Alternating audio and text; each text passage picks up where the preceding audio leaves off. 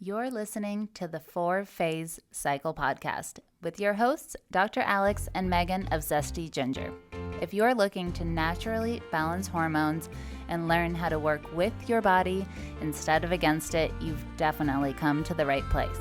As a duo of an integrative MD and a functional diagnostic nutrition practitioner and best friends, we use the 4 phases of the female cycle in combination with functional lab work and mindset practices to transform the lives of the women we work with. We also have a whole lot of fun along the way. If you're new around here, it's best to start with season 1 before jumping around and plan to roll up your sleeves. Showing up for ourselves and enjoying our lives is what good health is all about. Just a quick reminder though, this information is not intended to diagnose, manage, or treat disease. Always consult with your doctor before making changes. Hi everyone, Alex here for a little solo podcast. And today we're going to be talking about the question, are you panicking on your way to a more aligned life and healthful state? So this is something that I've been thinking about a lot in my own life. And whenever that happens, I figure I'm not the only one trying to figure out something like this, right? And so that's where the idea from doing this podcast episode came from. And here's the deal. A lot of us are thinking about our health and trying to figure things out, and we can get really caught up in that. The thing that Megan and I always loved one of our mentors saying, which is important, is that he always says, how we do one thing is how we do everything, right? So a lot of times when there's an area of our life, whatever it is, whether it's health or you're really focused on your relationship or job or whatever, kids, whatever it is, as we zoom back out, there tends to be a trend then in how we approach things, right? So for me, this started at one part of my life, kind of asking for what I want and acknowledging what I want internally, and then realizing that my approach to how I was allowing myself to get there was not one that was going to lead to a very smooth ride. And so over time, I really had to sit with it and try to pull all this stuff apart and really see how I felt about it. But my point here is, and we'll get into the actual details of what I mean, but my point here is that even though you may be listening, and obviously this is a health focused podcast, it's important to realize that it's topics like this that have overarching themes that when we address it in one area, like our health or whatever it is that's most relevant for you, then it can laterally apply to a whole bunch of other areas and create forward moving transformation that we actually want to create the life that we're wanting to live. And so it becomes a lot more powerful and a lot more expansive to zoom out like this and really look for trends, because then we stop compartmentalizing our life, right? And just sort of up leveling in small increments, and rather making broad changes that impact a lot of our life. Then that's where, within a year, you look back and you're like, oh my gosh, I don't even recognize my own life. And that's the beauty of that statement, right? How we do one thing is how we do everything. That then that becomes our reality, and that becomes the way that we really make huge leaps and bounds, rather than every year is just a little bit better, a little bit better, a little bit better. So with me, like I said, this started in my sort of community and relationship sector, and started to broaden out more to how am I getting to my more aligned life. And I'm saying that broadly because for each of you that it may be more relevant in an area of your life than others, right? But just know that if you're focusing on health, this applies across the board. And there was one thing that this got kicked off by, is that as I was sitting and writing a list of I was brainstorming the list of things I most wanted to experience. So emotions and visions for my life that I was committed to. And this is a tiny, tiny sliver of one of the things that we do in our Health Transformation Accelerator programs, right? Because that whole program is how do we communicate to our brain to create what we want in our life, whether that's from neurotransmitter balance, right? And or from what we actually think so that we can change our habits around our life. And so as part of the program, we do all of these exercises. And so Megan and I do these things along with our ladies. And so as I was going through that process, one of the things that I wrote out for myself that I wanted to actively be experiencing and focusing on is I am stepping more and more into my aligned life. And what that meant for me was that I was allowing the process to unfold. I personally, and not everyone's like this, tend to be impatient, right? But I do think that this applies to a lot of us. We want something and we're like, I wanted it yesterday. And I was really addressing within myself this concept of allowing the life to unfold in steps. Then what I realized next from that is that I had a preconceived notion and expectation of what becoming aligned in my life looked like. And really, from a practical standpoint, I expected that a life becoming more aligned was one that would have positive steps. Which, as I say that, you're kind of like, well, that's not realistic, Alex, right? It's not, no one's just going to have an idyllic life. But I think that even though we all know that, we do tend to then say there shouldn't be bumps in the road or there shouldn't be obstacles if things are going well, right? We see obstacles or bumps in the road as either I'm not doing it right, signs that it's not meant to be, oh, I'm getting deterred, life is testing me. And so we tend to make these interpretations, and I was doing the same thing. So things wouldn't be going the way I wanted them to go.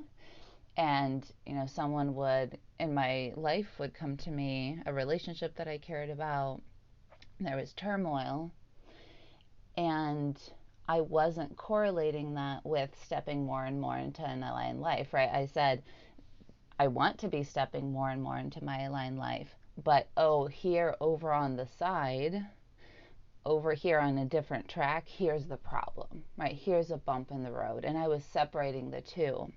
What I realized in sitting with it, and I invite you to just feel into what this would look like for you. But what if we, rather than looking at as two different paths and that we're hopping between, whether we're on our line life and things are good, or we're over on the other track and we've hit a bump in the road, we kind of mentally then jump between the two tracks, and that feels tumultuous, right? Because it's like one day we're aligned, the other day things are bad, we're not aligned. One thing, and in health that can look like, oh, I feel good, things are moving in the wrong direction. Oh, I had a little setback, I must be doing things wrong. And we're hopping between these two paths that we're on, rather than once I took a step back and just really thought about, do I really expect that stepping more and more into an aligned life is not without those things? Then I merge the two paths. So if you're visual like I am, you kind of can move the two and superimpose them. So are the bumps then, or the bumps become then, and the obstacles that you come across are the things that are helping guide you into a more aligned life, or a better aligned health state, or anything that you're working on, right? And so there is an example that our good friend Catherine Zankina had talked about on her podcast, when we hit obstacles, looking at them as bumper lanes, in bowling, and those inflatable things that keep your ball out of the gutter. And so bumping into a side like that ricochets the ball back to the middle, right? And that worked as a really good visual reminder for me as I was thinking through this of what if when you superimpose the paths, those are course correcting moves for us, and the ball is still rolling down down the lane, right? It's just because it bumps off and gets redirected towards the middle, you're actually heading towards your goal of hitting the pins at the end. You know, I hope everyone's been bowling here just to know what I mean. Otherwise, it's not a very good analogy. But that's the visual that I could really relate to in this process. And so as we get bumped back to where we are, can we keep the bigger picture in mind rather than seeing the ball as static now? Oh, we hit an obstacle, there's a wall. I'm no longer stepping more into my aligned life. Or is it we hit a bump, I'm actually being redirected and I'm still rolling forward. I'm still heading towards my goal. And for me, at first it was, and this is, I think, always the case for us, at first, this is a concept, right? And you're listening and you may be like, okay, I hear what you're saying. That totally makes sense. That's understanding. And Megan and I also learned this from Jim Fortin, because he talks about it a lot as you learn big concepts about yourself. At first, it's a theoretical understanding, right? You're like, I see what I'm doing, and this is what I did. I was like, oh, okay. Mentally, in the moment when I get to the bumps, my internal feeling of panicking and feeling bad about it and kind of the reactivity that I turmoil, and this is not about anyone else, this is internally. I was like, oh no, this means XYZ, blah, blah, blah. I would go down the line, right? When I would get into that moment, then things were really tumultuous. And so that's where sometimes we can understand a concept, but struggle to apply it in the moment. Again, this is all part of the unfolding process. So if this is where you are, you're in really good company. This is exactly every single time I go through a learning like this is the process, and we're certainly not unique, you and I, right? There's lots of, well, we're unique, but the problems that we tend to get into our brain about are not unique to many of us. And so first it's an understanding like that, and if you're there and not quite in the application right 100% of the time, that is still really cool. That's such a win. So if you're there, really congratulate yourself, reward yourself, celebrate yourself for getting to that point, because that's where it starts. With practice, then, as we start to hone in on things like this, and I read that list of emotions that I want to feel and visions that I'm creating in my life, I read it at least every morning, if not multiple times a day, and I feel into them, right? So as I read, I am stepping more and more into my aligned life. I imagine what I want to feel as I'm doing that, right? So I am mentally rehearsing the feelings that I want to have, so that when I get to those spots where it becomes more sticky, when I get to the good spots, I celebrate that too. I'm like, hey, look at me go on this more aligned life. But the thing that people more struggle with, and I'm with you, is that when you hit the bump, can we still access those feelings from the 30,000 foot view of this is the path? The bumps are me getting more and more into my aligned life. And how can I allow myself to keep going on that without internally creating a lot of turmoil and lack of peace in my own life that then makes me feel bad about it? And for most of us, it's demotivating. We get frustrated. There's a lot of ramifications for that, or we turn around and try to go back the other way, like, oh, I just quit, right? Whereas, what's there to quit? You're still going to have to wake up tomorrow and want that goal. You're still going to want to create it. So pretending like we don't want it, or turning around, or giving out. We hear this a lot of times with health, right? People are like, I'm just so frustrated, I'm going to give up. And the deal is like, what does giving up look like in that, right? Because you still have to be you, and you still want to find a solution. So, not allowing that to take you down. And again, this is a practice because Megan and I have done this in health, and we've done this in other areas. You're like, oh, I give up. But to what? What does that even look like? Like, what does that even mean? And we sort of lie to ourselves that we have the ability to do that. And we can certainly kind of phone in on stuff. But we all know at some point you get to a point where you're still going to have to look at it. You're still going to have to address it. And it really doesn't matter whether you just spent the last 2 months, quote unquote, giving up on it. Right. So this is the way to slow the descent of the things that really take you down. And so this is something that as we go and we practice that, and we practice in the moment, and we practice mental rehearsal, right? In situations where we're already calm, that's why I do it in the morning, right? I just woke up, nothing has happened yet. I just meditated, and then I read and feel into those things, and it's a lot easier.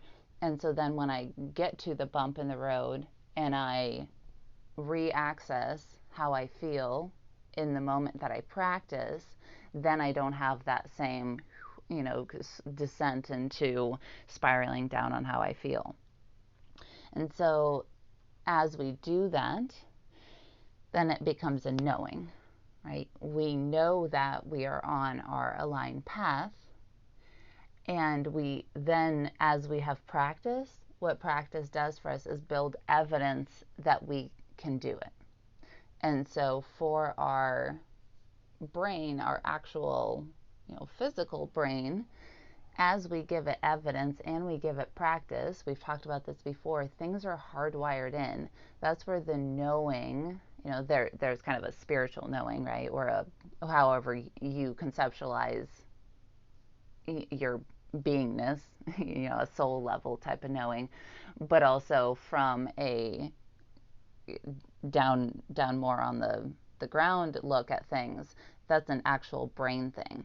And to this point, none of this that I'm talking about is wishful thinking, right? This is not a focus on how do we turn everything into a positive, because there's a lot of, I think it's very popular now to be like, yeah, just think positively and never be sad or never think negatively.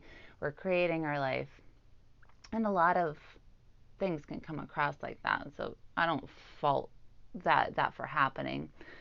But at the same time, it's not that we need to force ourselves to reframe every negative thing as a positive. We can acknowledge things that we don't like. We can acknowledge that we have thoughts that don't serve us, or bumps along the life path or health path that we don't want. And we don't have to accept them per se, right? We can just say, I don't love that, but I'm going to keep going. So this isn't a wishful thinking or overpowering your feelings or denying how you feel about something, right?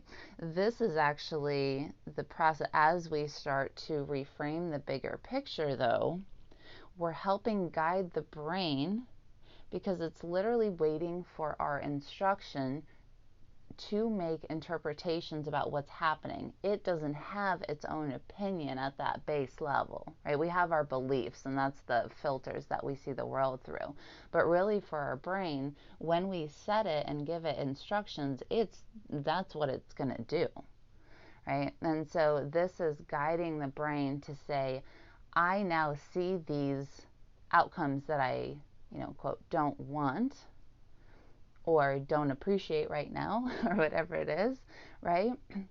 I am guiding my brain to respond to them in a certain way. And the bigger picture view that I'm giving my brain then to do that sort of framework is that I am stepping more and more into my aligned life, and therefore the things that come across my life are all part of that. And as we practice that, the brain will get good at it, right? And that creates a way of approaching our life that's a little bit more steady. We don't have to do as much of these ups and downs. And here's the deal. Even as I say this in retrospect, and it's been a while that I've been thinking about this and working on this and addressing it, I'm far from perfect. And I don't believe that I will ever, unless I'm like, enlightened and just, perfect, which we'll see. But I don't, I'm still human on here. And the interpretations will still happen sometimes, right? And that's the part where, despite our upward trajectory and getting into our knowing and doing all that stuff, we may still hit points where you go down and you freak out and you panic and you get mad and whatever it is. But the goal, at least in my thought process, is that I want my life to be as peaceful as possible. So I really want to minimize the number of times and the frequency with which that happens, right? And so it's this long game, because a lot of times we think that we will get someplace and then it'll just be smooth sailing. Like, people think they'll lose weight and then you just, whatever, you just keep going, or you heal your gut and then you do whatever you want. But most of us have been on the path long enough that you're like, yeah, once I heal my gut, I still have to do the maintenance, right? There's just things I'm not going to go back to eating McDonald's or whatever it is. And so with that, it's just that big picture goal of really making it as smooth as possible and having a belief structure, a big filter on our life that says, when I hit the bumps, when something happens, I believe that this is part of the process. And then it minimizes the depth with which we go down, right? We don't have to go down as hard for as long, because we've really set up our belief around that and we've hardwired it into the brain.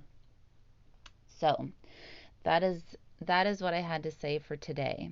I would love to hear your thoughts on this whole concept and how you've experienced it and things that you have going on in your life that you're applying this to. So please, and this is true for any episode, but please screenshot and share on Instagram, and I'll get to see, what all are you guys taking away from this? What are you working on?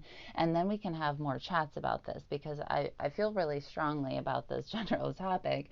This is something I've given a lot of thought to. So now that we've had the initial chat, I'd love to hear what you all think and what you're experiencing, and then we can dig in even further in future podcast episodes.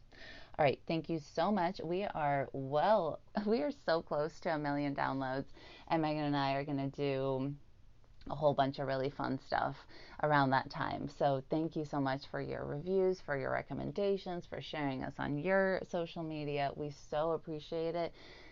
This is the type of work Megan and I feel that we're here on the planet to do. And so without you all, we wouldn't be able to do that. And that makes us so grateful that you hang out with us and allow us to live out our Dharma. So we appreciate you. I hope that you're having a beautiful day, and I'll catch you on the next podcast episode.